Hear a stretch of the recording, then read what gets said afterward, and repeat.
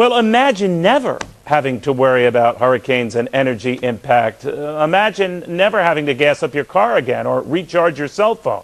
An endless supply of energy that does not harm the environment and won't cost you a dime. In fact, it comes from thin air.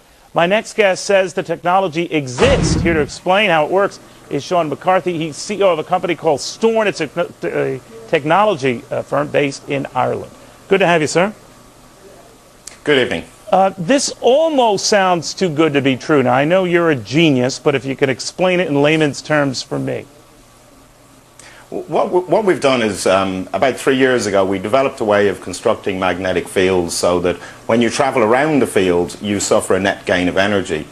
This energy, we have proven over the years, doesn't come from any other source.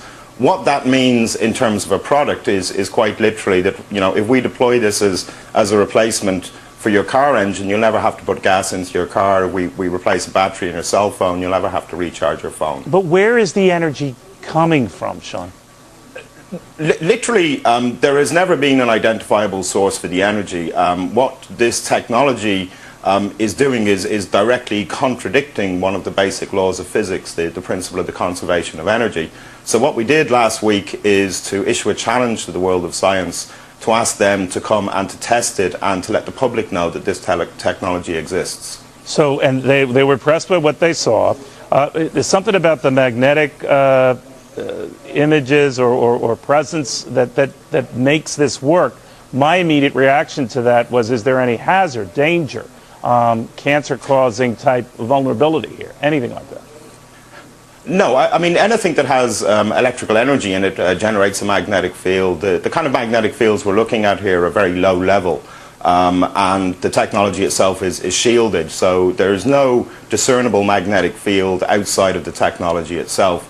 Our key focus at the moment is to start a process of very in-depth validation from the scientific world, which will start later this year, and we expect the results of that to be released towards the end of next year. You realize if you're onto something, Sean, you've driven the automobile business out of business and a host of others that depend on battery and fuel juice. I don't see it. I think this is an opportunity. I mean, I think that one of the key issues that we face are polluting energy sources. This isn't going to put the automotive industry out of business, and quite the opposite. We see this as a huge opportunity for, you know, cleaner automobiles, for less toxic batteries. All right. You're a private concern right now. You're deliberately not doing this to raise money, just to increase professional recognition, by which you can later on get funding, right? Yeah, what we've said is because claims like this have obviously been made in the past, right. We've distinguished ourselves from other claimants by first of all saying, during this process we're not going to attempt to commercialize. This needs to be an honest review from the world of science. We will neither raise money nor license the technology until the world of science has fully acknowledged that the results, have published the results of their technology and shown this to work.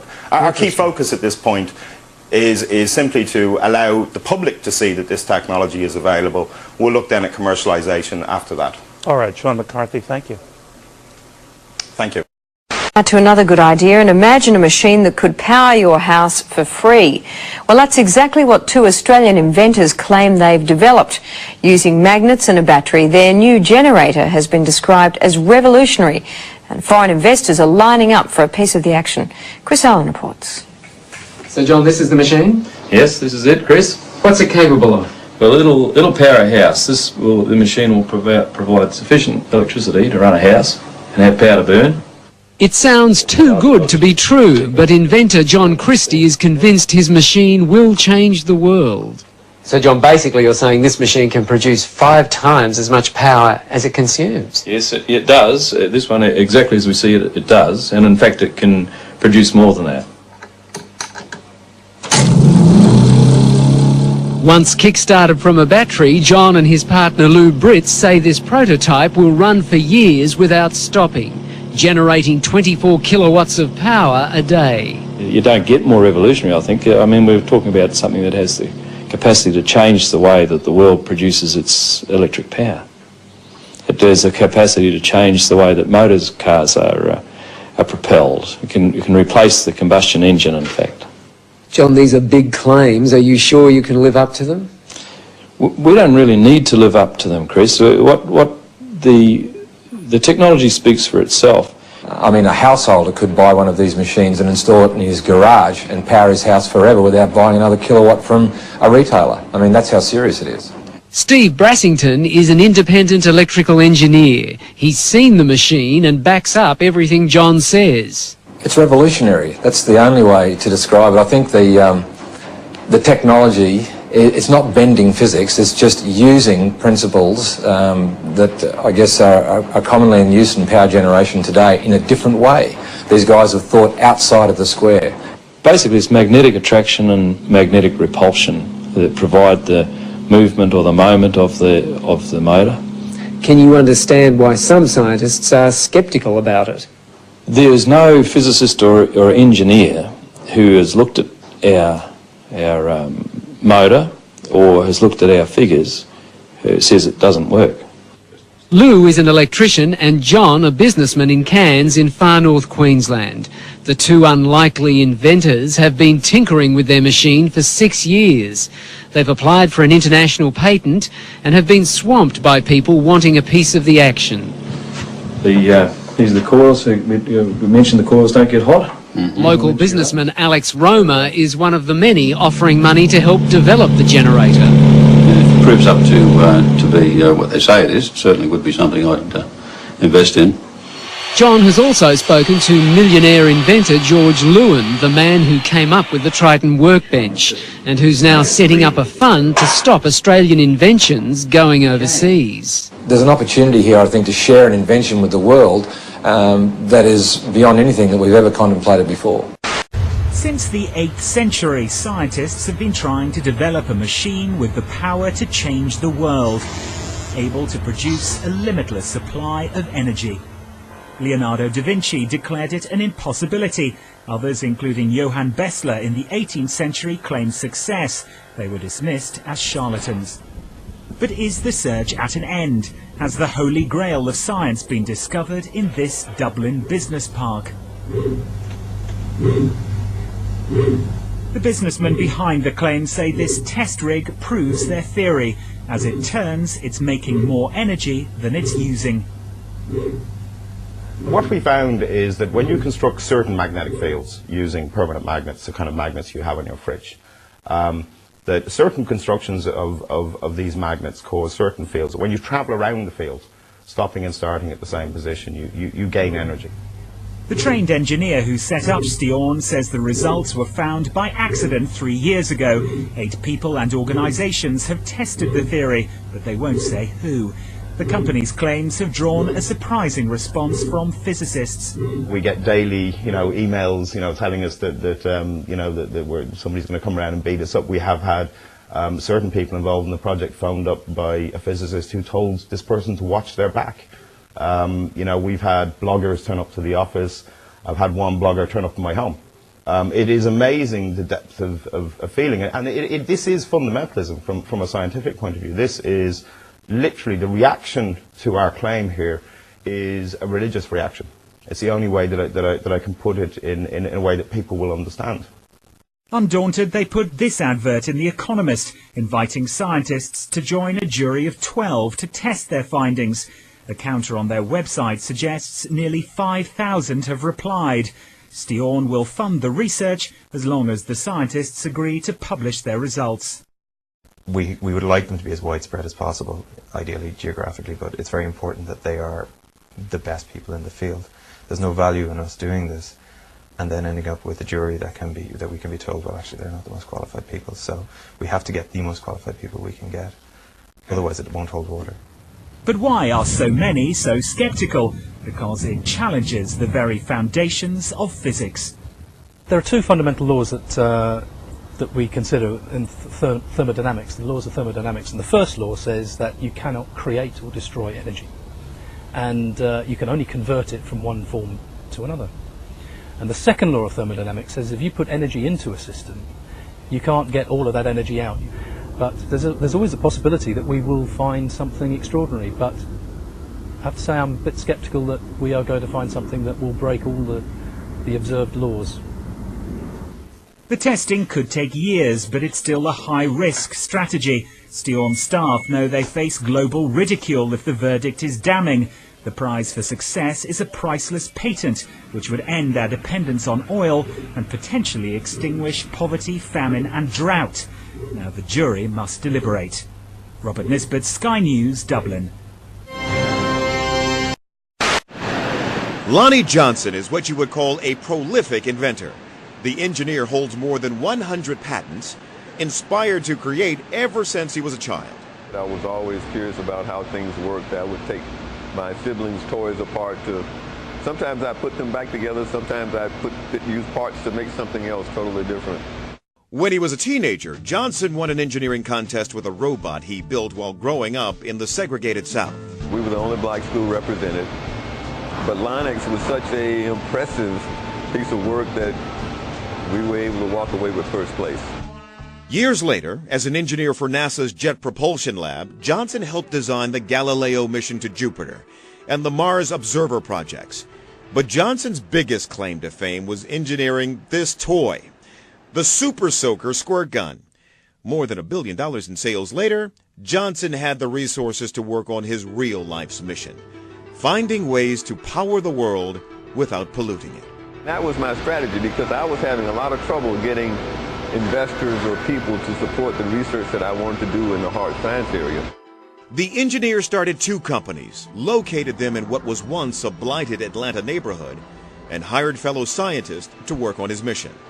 We've done some things at the research level that a lot of people have predicted were impossible and could not work. Johnson and his team spent 7 years developing this lithium-air battery. A battery, he says, provides 10 times more energy than the most powerful batteries now on the market. Whereas the auto industry now is trying to get to 100 miles on a single charge, you'd actually be able to charge your car and drive up to 1,000 miles on one charge nonstop. So that would eliminate the reservation that a lot of people have about electric cars. Johnson has tested the battery's ability in the lab time and again. But in order to get the battery to work in an electric car, it needs to be larger. And scaling it up takes big money. We could actually put it in a car and drive a car, I'd say 12 to 18 months if we had adequate funding. But Johnson says companies with far more resources are starting to catch up. Now we've got large entities like the national laboratories and the IBMs and others who have very deep pockets are starting to focus on this technology. So we've got to run faster to stay ahead. The other potentially world-changing invention he's developed is this engine. The J-Tech converts heat to electricity. Popular Mechanics magazine awarded the J-Tech its breakthrough prize in 2008. And the National Science Foundation has said the J-Tech has, quote, a good chance of being the best thing on Earth. It took us a while to convince people that even the engine was real and it could work. Johnson says the engine, which pushes hydrogen through a membrane, could power entire cities once it's scaled up.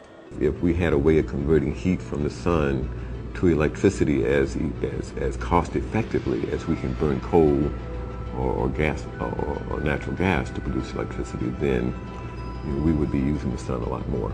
This would really, literally change the world if we're successful. Johnson has received some funding from the Department of Energy and support from the Department of Defense, but not enough to get the project commercialized.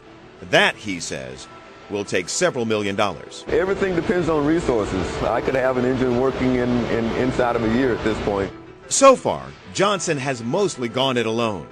It has been a major personal investment the 61-year-old hopes will pay off in his lifetime. If it doesn't, it won't be for a lack of trying. Turn the machine on. Denny Klein fires up his hot new invention. His machine emits a flame that feels only slightly warm to the touch. But watch what happens when he touches anything else. Instantaneously, I can burn a hole right down through the center of that brick. The flame instantly turns hotter than the surface of the sun. Heat so intense it takes only seconds to literally burn a hole through charcoal. 3 seconds turns a brass ball to glowing liquid metal. Tungsten lights up like a sparkler. Steel, lead, and other metal slices on contact. Yet the tip of the welder stays cool to the touch. No other gas will do this. Denny Klein uses an alternative fuel source once thought impossible. He says people still have trouble believing him when he reveals his liquid fuel. Water. Take water and electricity, and we break it down through our very unique electrolysis process. Klein has just patented his process of converting H2O to HHO, producing a gas that combines the atomic power of hydrogen with the chemical stability of water. It turns right back to water. You can see the water running off of this. Klein originally designed his water-burning engine for cutting metal. He thought his invention would replace volatile acetylene in welding factories. Then one day, as he drove to his laboratory in Clearwater, he thought of another way to burn his HHO gas. On a 100-mile trip, we use about 4 ounces of water.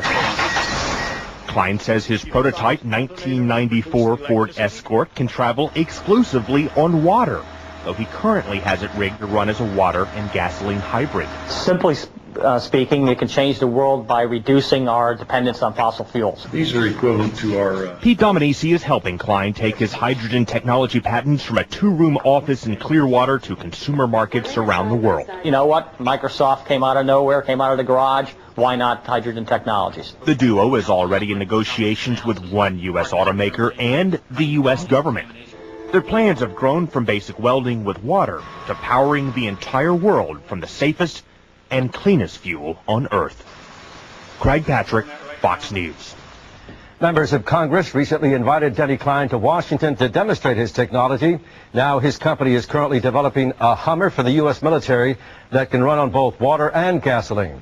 So far, his water-powered engines have passed all performance safety inspections, so all systems appear to be go right now and gives new meaning to the term running water. You just have to hope that water prices don't go up like the gas. The top, our news here at 6 o'clock, an age-old dream becoming a reality. A local inventor has discovered a way, hear this, to use water to run your car. It's a major breakthrough that will no doubt make motorists happy. And as Ralph Robinson explains, the Pentagon is also showing lots of interest in this project. Water has always been considered a precious commodity, but Stan Meyer's invention may make it even more valuable. He has developed what's called a water fuel cell. It has taken the place of his old gas tank. The water fuel cell breaks down water molecules into oxygen and hydrogen. The hydrogen is used to run his dune buggy. I don't care if you use rainwater, well water, city water, ocean water. If you don't have any fresh water, go ahead and use snow. If you don't have any snow available to you, then use salt water because there's no adverse effect to the fuel cell. Meyer started working on this project 4 years ago. He's not a scientist. He isn't even a chemist. In fact, he never graduated from college. Myers was determined, he says, to design something to protect this country from oil embargoes. And we have calculated that if we take the dune buggy from Los Angeles to New York, we would roughly use 22 gallons of water. The Pentagon flew a lieutenant colonel in last week to look at Meyer's invention. There's talk of possibly using it in the Star Wars defense program and to run Army tanks. Myers is currently perfecting a water fuel cell for cars. It will cost about $1,500. He says it won't need any maintenance, and you won't have to replace it. It'll be at least 2 years before the fuel system goes into mass production. The day it happens will be one the fuel industry hates, but it'll put a smile on the face of those who've had to say at one time or another, fill her up. I'm Ralph Robinson. As you can see, many patents have already been received, and many more are forthcoming. To date, over 42 patents have been applied for. Right now, we have the entrenched energy monopolies and cartels. You know, we have OPEC, and we have the 7 sister oil companies that control all the oil and energy.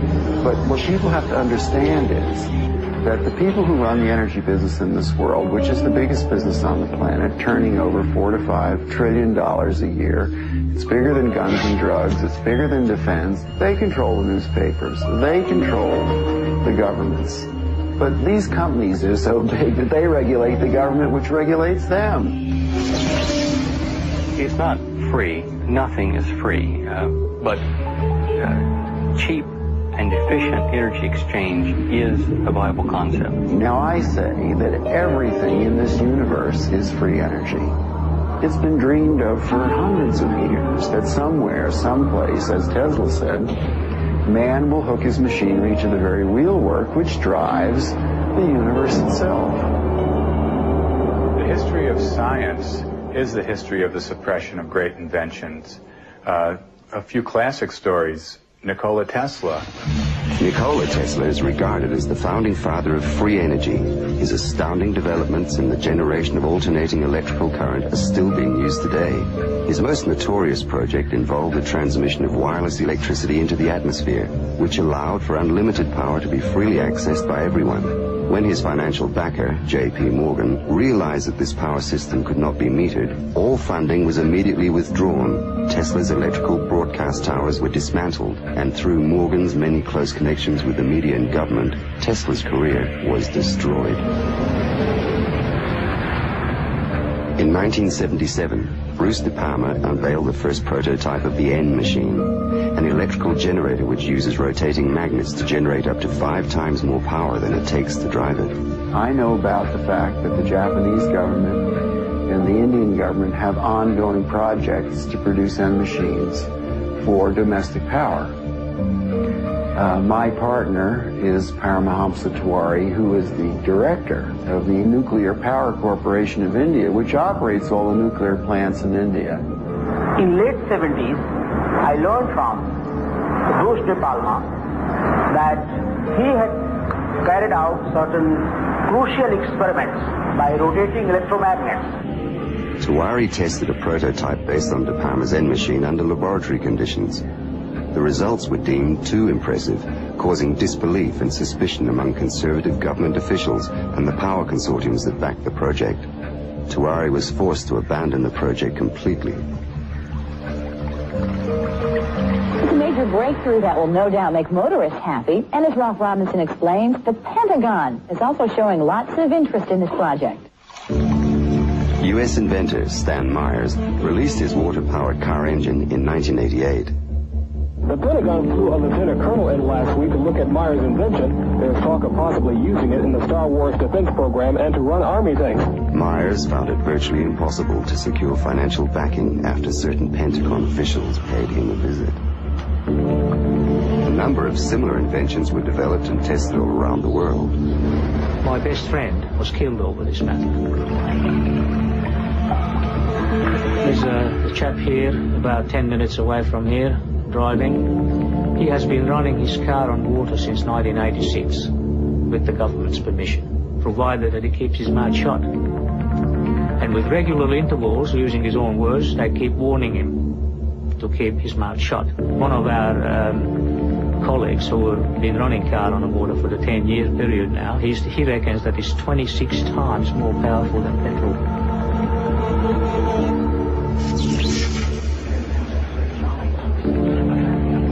If you invent a better mousetrap, the world may be to path to your door. If you invent a free energy machine, there'll be a path beat to your door, but you don't want those people there. One of the pivotal people that I encountered early in my career was Edgar Mitchell, the astronaut. Edgar J. Mitchell, an Apollo mission astronaut, founded the Noetics Institute in Southern California. The Institute's charter was supposedly to develop alternative energy systems by attracting inventors from all over the country. Mitchell became extremely interested in De Palma's N machine. He made De Palma a paltry offer to buy out the invention, which De Palma naturally refused.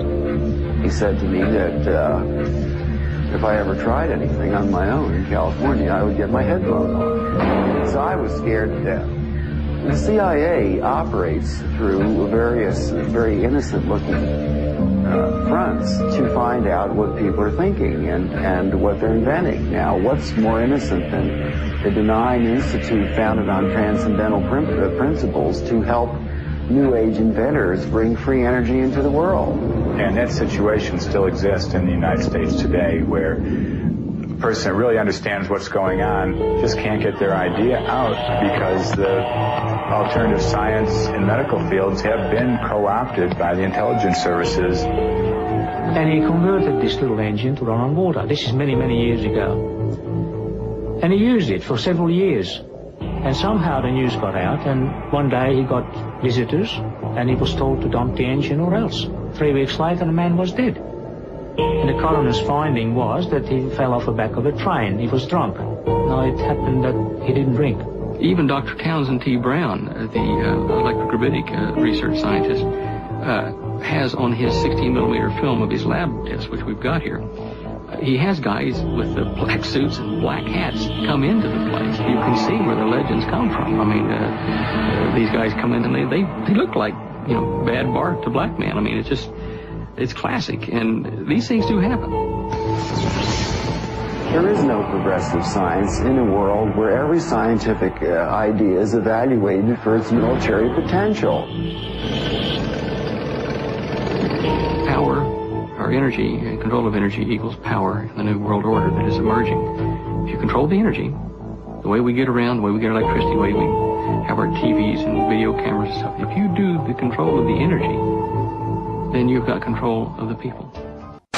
This demonstration here of the objects vibrating was caused actually by self-resonation of what they call ferromagnetic and piezo electric and ferromagnetic barium titanate. And this was used in the Army for levitation experiments. And this particular experiment here is showing a crude form of levitation that causes heavy objects with 7 pounds here to move around on a piece of aluminum plate through self-resonance, which is many bands and frequencies that I was causing.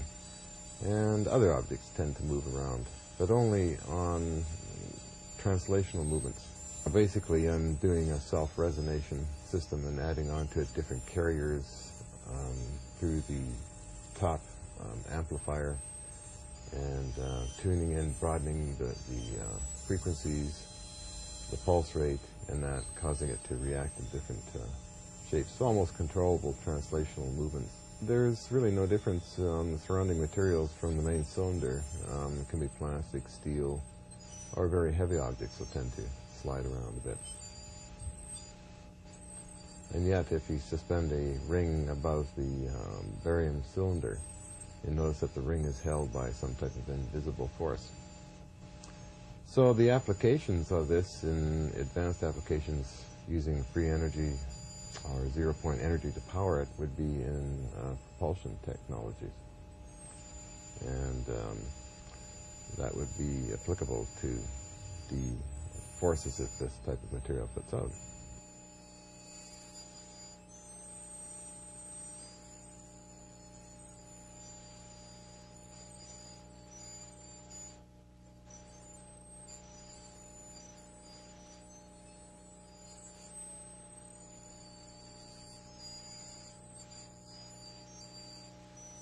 The objects you're seeing moving there is a form of levitation by translational movement, meaning that the objects become lighter and can float around.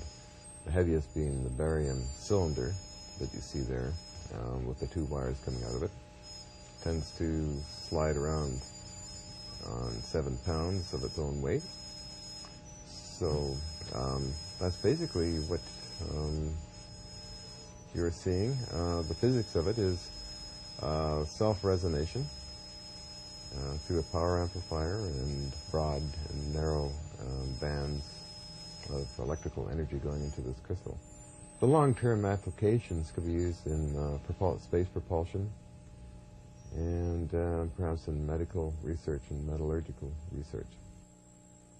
Well, microphones actually are made out of the same material as the large cylinder of barium titanate, and there's a self-resonation effect taking place there.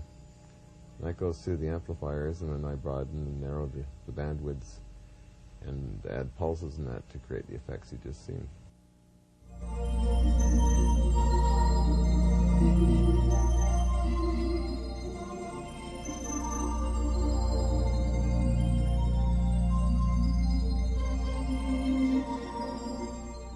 Using common minerals, I'm able to capture the jitter of the zero-point energy that's a hot talk of many physicists around the world. And I'm able to create cells and structures similar to this one here that actually produce power for long periods of time.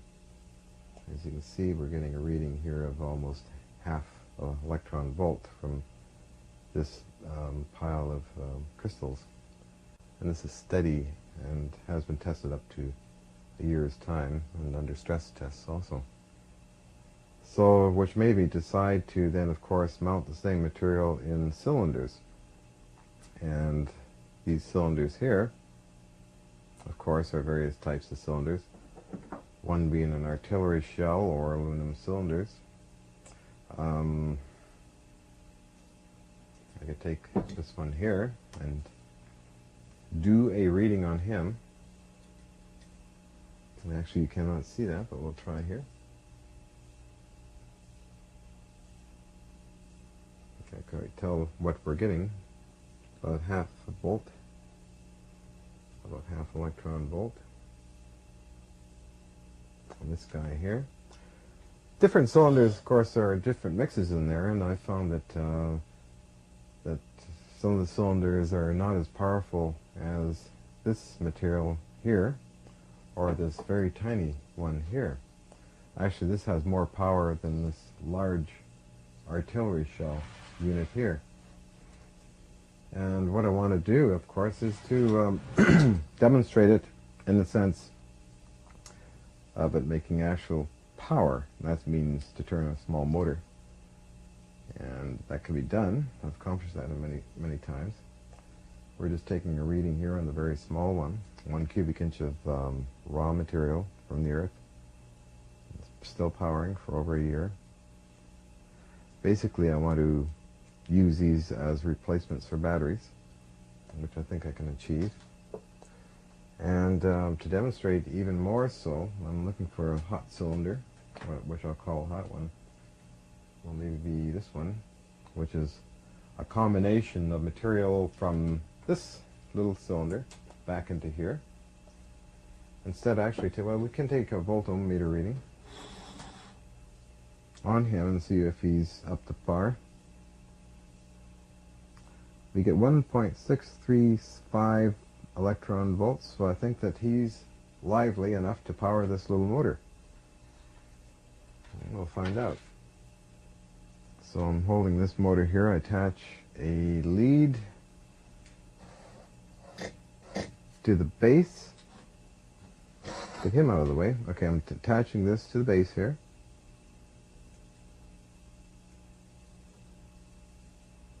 Another lead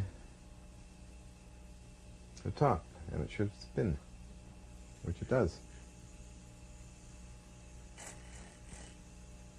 So yeah, basically, this kind of material powering motors. Of course, it's a very small motor at this time, but scaled up in larger amounts of material, can power up to several horsepower if needed. So that basically is sort of the secret to the energy crisis, in my opinion anyhow. It's using ordinary materials, non-toxic, that will interface with zero-point energy in space and time.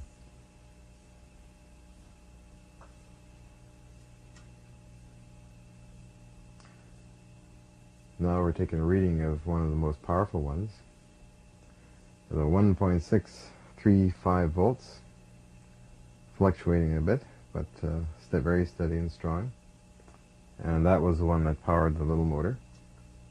There's quite a host of natural, non-toxic minerals in there that activate. Much similar to the Moray valve of 1927, where Moray used natural minerals and got a lot of power in the range of about 5,000 watts usable power at 110 volts at 400 cycles per second. Long wire antenna. Using basically the same kind of principles. It's sort of a shake and bake recipe. It's extremely simple, ridiculously simple. And I do that. I simply just put it in, heat it up, shake it around, and let it crystallize. And once it's crystallized, then it captures and conforms to the zero-point energy that's around all of us. And actually I find the most simplest of the recipes the most powerful, meaning this little fellow here, where I tried to advance the field strength or the energy, however failing in a few of these cylinders, which are quite, as one would say, it would only put out millivolts.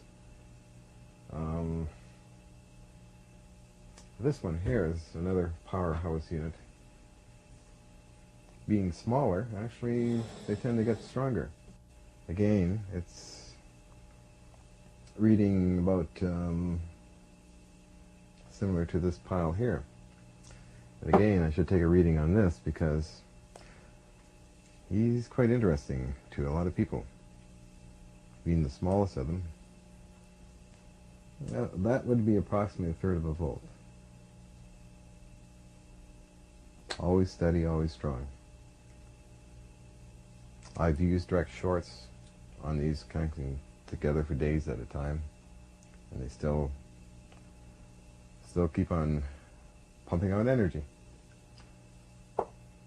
Some explanations, of course, can be found in solid-state physics in the old ham radio magazines when transistors were first coming out, and that will help the viewer to see some of the technology in those days, and for the future can see also the possibilities of what they call a space charge and junction barrier type of technologies and crystals.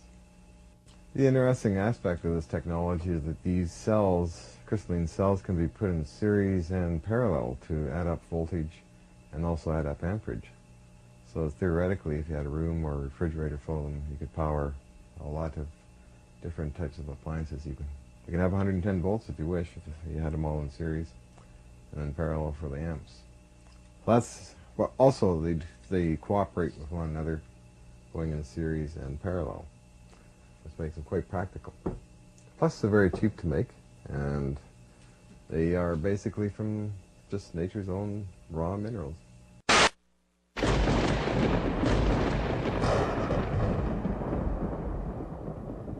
I've done better than that.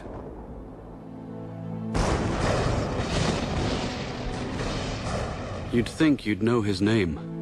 Every time you switch on a light or turn on your radio, his contributions are as far-reaching as those of Albert Einstein, Isaac Newton, or even his nemesis, Tom Edison. This mysterious, tall, dark Serbian invented alternating current, wireless communication, the modern electric motor, basic laser and radar technology, X-rays, neon, robotics, remote control, and cellular technology. Tesla was on a mission dedicated to unlocking the secrets of nature, his greatest obsession. He left little time for relationships or business. Nikola was exceedingly vulnerable in this regard. Wall Street monster J.P. Morgan was always lurking in the background, salivating over Tesla's patents. He wanted total control of the new power industry and would even crash Wall Street in order to shake out the competition. J.P. Morgan towered above all the Wall Street people like Samson over the Philistines. There were repercussions. One dark afternoon, Tesla tore up his own royalty agreement with Westinghouse, a contract potentially worth billions of dollars, in order to save their company from financial doom. This insane act of generosity was never reciprocated, even after Westinghouse's death in 1913. Despite the volatile world of finance in those days, Tesla was still courted by the rich and powerful. Nikola would soon engage the biggest fish in the pond while undertaking his greatest venture, Wardenclyffe. This fantastic structure was the very culmination of Tesla's vision to create a worldwide communication system for sending sound and pictures. The primary goal was to beat Marconi for the honor of delivering the world's first transatlantic wireless signal. By no accident, Tesla's grand project was to be financed by the devil himself, J.P. Morgan. You're a strange man indeed, Tesla. After the papers are signed, you may draw upon the house of Morgan, but it's important that I remain a silent partner. You do understand what that means, don't you, Mr. Tesla? But Nikola had a secret. The system could also electrify the world. Wardenclyffe would provide limitless, free energy, everywhere, for everybody. When J.P. Morgan found out about this leap of technology, he wouldn't tolerate it. He knew Tesla could deliver, and the banker overlord couldn't put a meter on it. A man always has two reasons for doing anything. A good reason, and the real reason. Mid-construction, Morgan would cancel the contract and blackball Tesla, thus excluding him from any other investor. Mr. Morgan, are you going to leave me in a hole? I've made 1,000 powerful enemies on your account. In 100 years from now, this country would give me much for the first honor of transmitting power without wires. Wardenclyffe faltered, and Marconi sent his transatlantic signal. Tesla would suffer his second nervous breakdown, and never again would he regain his momentum as before. But despite his cruel fate, Nikola stayed the course. Decade after decade would pass, and he would bring forth new, fantastic inventions. No one could begin to imagine what great secrets this mad scientist kept locked inside his head. No one, except J. Edgar Hoover and his G-men. They waited patiently for the great man to pass, and were ready to take everything that Nikola left behind. Hey everybody, this is Jamie. Just want to get another video posted real quick. One of the first comments was, will this thing levitate in the air by itself? So I put some tape on the copper windings to protect them. We got my Neo ball here. The coil is energized. Put it in here, you can see it takes off. Chase it around the floor. I have to hold it because it's got a lot of energy, a lot of magnetic energy in here. Alright, you can see it. I'm going to pick it up off the table. You can see it just holding itself in midair right in the middle of the coil. And it's spinning rapidly, pretty much the same as you saw in the Rodent Coil FX5 video. It's spinning just as fast. You don't really hear it because it's basically it's floating in midair. Let's see if I can show you guys this. I got to keep it straight. There it is. Can twist it a little bit, but yeah, it's floating in midair. Come here, you. Sorry guys about that. Yeah, pretty interesting. I've never seen any kind of effect like this before on any of my other coils. This is a Rodent 360 coil, so there's a considerable amount of magnetic field. It's somehow defying gravity. I guess that ball is I don't know. It's definitely levitating in the middle of the coil all by itself. There's nothing holding it up except the magnetic field, and it is spinning quite nicely, as you can see. So anyway, that's just wanted to show you guys this real quick. It's pretty cool. We have the Rodent coil hooked up to, you want to steer it? No, yeah, you gotta loosen it up here. There you go. Then you can move it around. If you follow these over, the wires go over to here, which is along the way to powering this light here. It's a 60-watt incandescent bulb. Alright. Right here we have a magnet. The magnet is magnetized. This is a standard same size magnet, but it's magnetized from one end to the other. The other one here is magnetized through the center. So we cut it in half right here so you can see the side pointing to the black is north and the other side is south. Doesn't really matter, but what happens when you hit the coil? Now when we hook up the coil, we're generating a magnetic field, a magnetic vortex in here, and what that does is creates spin. If you can see it or not.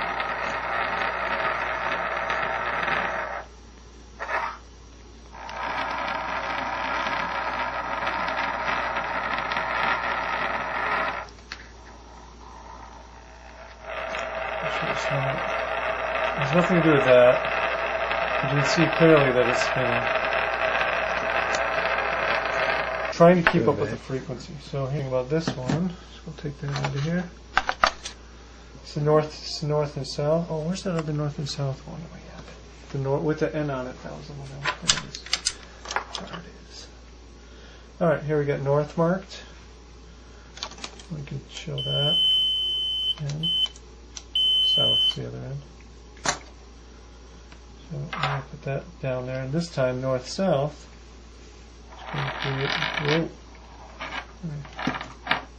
Yep.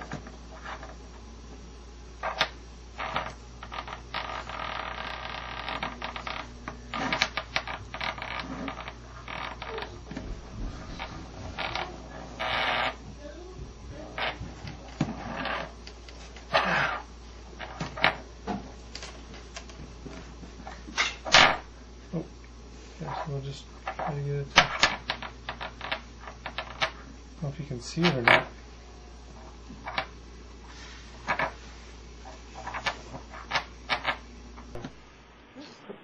Okay. So let's try again. Whoa.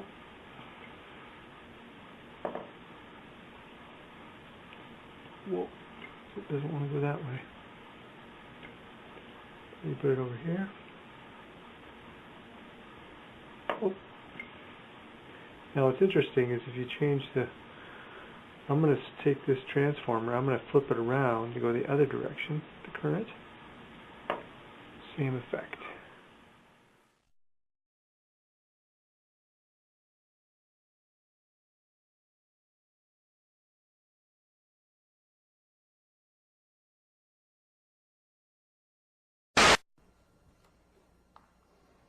Now I want to entertain you for the last 6 minutes with something amazing, something that is truly amazing. And it is a form of a battery that is mind-boggling. And the battery is right here on my left, on your right. It is a battery that produces an enormous potential difference. 10, 20 kilovolts. You see a schematic here on the transparency. You have a bucket of water here on the top, and you have glass, and the bucket of water is hiding behind here. It's not that because we hide it from you, but that's the best place to be. And you see plastic tubing coming down, and the water can run out on the right, and it can run out on the left. It runs out here. There is some paint can, no top and no bottom. And you see this paint can here. It's completely open. There's a letter A. And there's another paint can on the right. There's a letter B. It's a conducting can. This is also a conducting can. And this water runs into another conducting trash can. And this water also runs into a conducting trash can. And now comes a key point. That this conductor here, A, is connected through a conducting wire with C, and the conductor B, the paint can, is connected with a conducting wire to this trash can D. You let the water run for a while, and you will see between these 2 points here, sparks. Even when the points are as far apart as, say, 5 millimeters, when you're talking about at least a potential difference of something like 15,000 volts, you will see the sparks. And you wait, see another spark. And you wait, and you see another spark. So this is a power supply. And there must be energy coming from somewhere. And so problem 4.1, which you haven't seen yet on your fourth assignment, is asking you how this works. I will demonstrate it today, and I will come back to it later. The way it works is actually quite subtle, but I want you to think about it. It's a remarkable battery, a remarkable power supply. As the water starts running, I want to draw your attention to the fact that you can almost anticipate when the spark occurs. Because the water, at the very last, is beginning to spread. It doesn't come out anymore just like a narrow cylinder, but it begins to spread. And then comes the spark. And then it goes back to running normally, and then slowly in time it will spread, and then comes the spark. So let us get it going. You have some light here. Marcos and Bill spent a lot of time getting this going. Marcos, do I have all my lights the way you want them? You're happy with that. There you see the 2 balls, which are really here. And let's first look at the sparks. So I will start the water running now.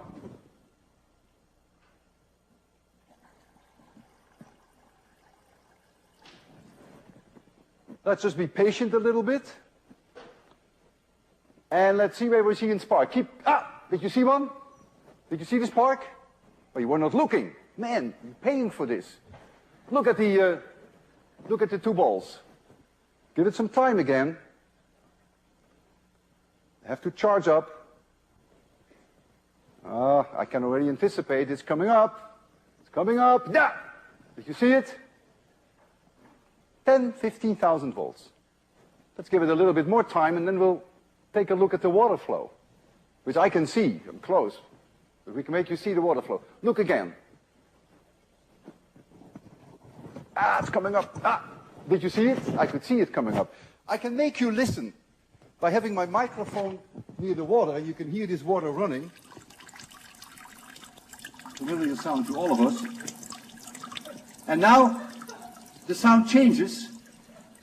You hear change, and there's a spark. Once more.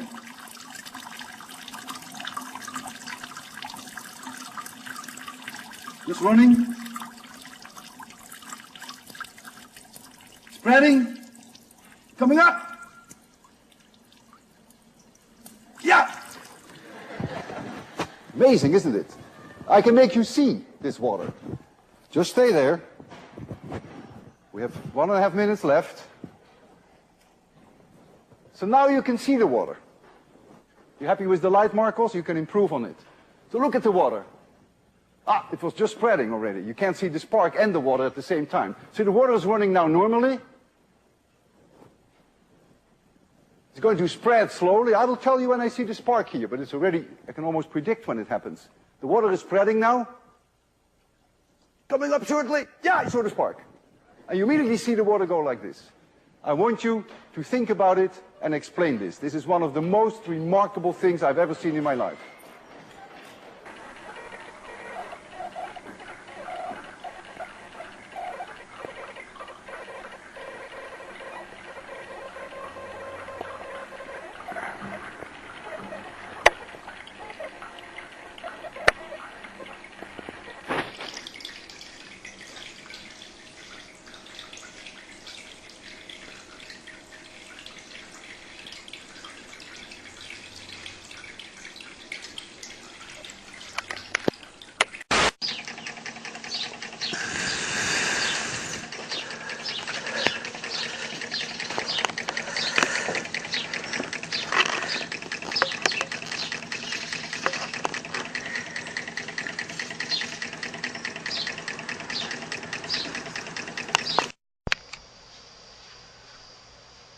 What we have here is a cup of boiling hot water. Just boiled that in the microwave. And we also have a Stirling engine here. The concept is pretty simple. The heat from the boiling cup of water creates hot air in the Stirling engine cylinder. That air rises, and as it rises, it turns the flywheel. And as the air reaches the top of that cylinder, it cools off, and the flywheel keeps turning around. This Stirling engine can run about 25 minutes, maybe half an hour on 1 cup of boiling water. Can be tea, could be coffee. Nice thing to have on your desk to remind you of some of the different ideas out there for creating energy.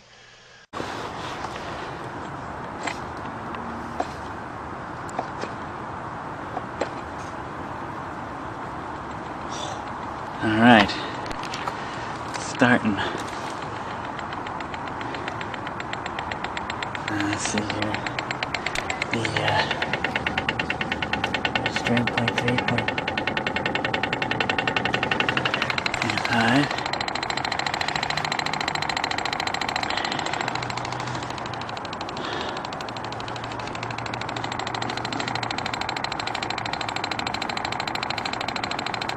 What reading do you have? 0.6. No, you do better than that.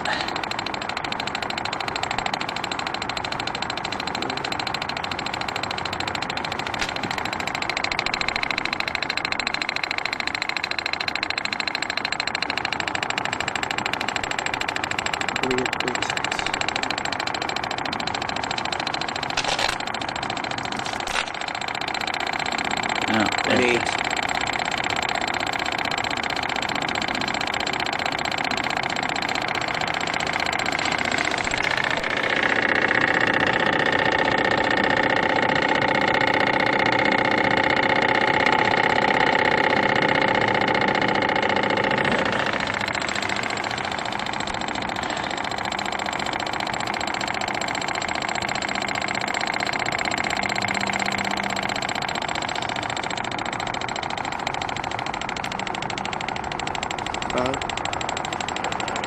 Yeah, a little cloud filament. 0.6. Coming out again. Oh, nice and bright. Good sound. Keep your focus.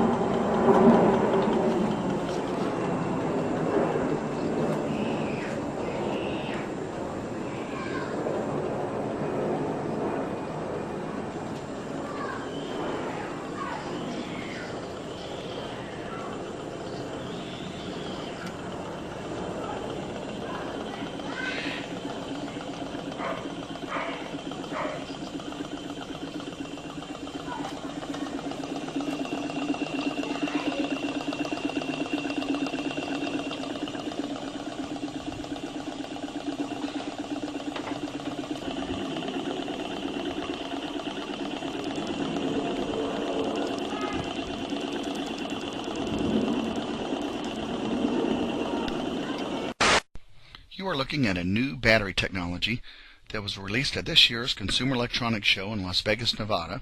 It was invented by Tadashi Ichikawa of Tokyo, Japan. And what you are looking at is a battery that consists of 10 1.5 volt 1000 milliamp cells that run off of water or any other kind of liquid that you choose. What is unique about this is he's been able to take the 1.5 volt cells, put them in series, get 15 volts of DC power out of them, and run it through a converter-inverter, and get 110 volts of power to run small household appliances such as lights, radios, and TVs. As you notice, it has a 12 volt connection there in the back. And as I'm swinging around here, I'm going to show you what one of the cells looks like. This is upside down. The top is the contact there. And as you would flip it around the other way, as I'm getting ready to do here, you will see that's where you put the liquid in, right there in the bottom.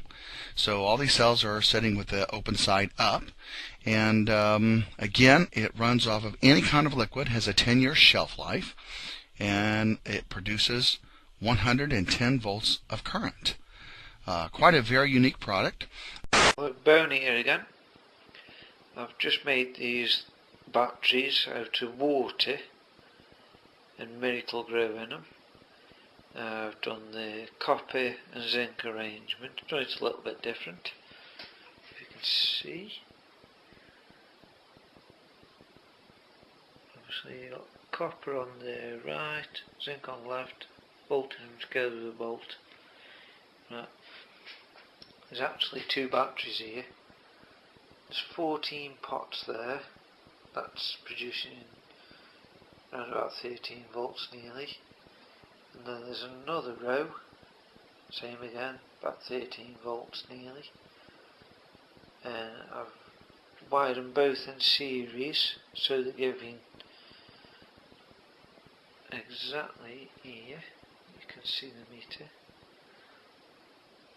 12.97 volts altogether, but the ampage should be quite high on this. Right, I mean, this is my 1 watt LED bulb, which you've seen before. It's not lit at the moment. Right, this is just one bank of batteries. This is. There we are. You can see it lit up. Now, the voltmeter's just dropped down a little bit. Should drop down a bit more than that really. Right. So that's lit. Right, I'm going to connect the other bank of batteries now. Or should I say the other bank of pots. And you'll see the ampage builds up and the brightness goes brighter. Hi guys, this is just moving on from the film canisters. I've decided to upgrade to the ice tray Mark II. And what I've done there is just put in 10-cent pieces, copper 10-cent pieces, zinc galvanized iron. Got tiny little neodymium magnets there to act as a link, a bridge there to, instead of a wire. I don't like using wires much. So it goes all the way around, comes back to here. Copper positive and zinc negative. And I'm getting about 12 volts out of this baby. You can see there, oh, it's up to 14 volts now. And that's just from putting them in series, salt water, followed on top by equal parts spirit of salt and vinegar. Watered down, of course, both of those before they're mixed. And that's nothing surprising to me. I expected to get about 12 volts out of that. I'm getting 14. But what really I was interested in was raising the amperage, and that's done through adding the spirit of salt and the vinegar, it seems. And now, where I was pushing about 0.2 of a milliamp, now I'm getting 2.5, or say 2. It slowly drops there. You can see it dropping down. Now, that is what I was after. I just wanted to raise that milliamps, because the amps are where all the work's done. That's where the current is, and you can see the result there is pretty impressive. That's a LED light running off earth and a solution, and it's a natural solution, so look at that. Not bad at all. You could make them in series now again. Okay, here's the little motor with the propeller running off the Earth's battery current alone. I have this little container to keep it out of the weather. But you can see here that it's just spinning away. It's pretty cool because I don't have a capacitor or anything hooked up to it. I've got the negative wire runs up here and it comes over here, and I've got it going down to the ground here, and I've got my magnesium ribbon running up that ditch that you see right there. I don't know if you can see, it's just 2-3 inches under the soil. But yeah, that runs up over to here, and that forms the negative connection. And my positive line runs across here. I have them going into the ground set at 24 feet apart. But my positive goes into the ground here. You can see the copper pipe here, and attached to that copper pipe I've run right now about 12 feet of copper wire, and that really jumped my milliamps up. I'm now at 21 milliamps. I'm going to go ahead and extend that copper wire and see if I can't get up around 50 milliamps or higher, and maybe extend the magnesium ribbon as well. It'd be interesting to see how many milliamps we can get up to with this thing. But yeah, it's really cool. I never would have thought I would see a small electric motor running with just 2 wires going into the ground. Incredibly simple. It's been running all day. I'll just let it keep running and keep experimenting. This is really awesome stuff. Talk to you later. Bye. Okay, I just wanted to give a quick update showing an experiment that I've had running for the last couple weeks. What I have here is a carbon rod. I've got a wire here just to make a connection on this end. I have, on top of that carbon rod, I put a layer of cotton. I then wrap magnesium ribbon over that. And finally, I wrap that in masking tape. Now what's interesting about this, I never put these rods in the ground or in water. The only electrolyte I have working here is the air and the air humidity. So this little thing has just been lighting this LED continuously. It has not gotten dim in any way. I'm pretty excited about it. This ought to last a really, really long time considering air is functioning as the electrolyte.